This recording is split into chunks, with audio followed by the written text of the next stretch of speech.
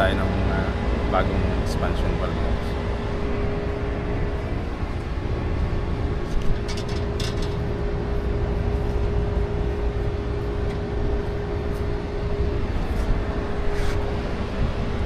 Hilangin na lang natin.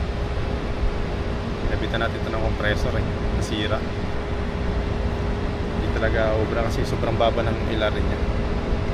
Yung original talaga ng compressor 239 yung ilarin niya, tapos siya 196 lang, 43 ampere yung difference niya, sobrang kaya mabilis masira wala na daw available na lang.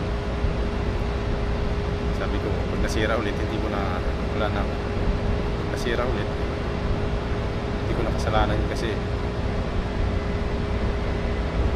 mali yung iba yung masyado maliit yung compressor na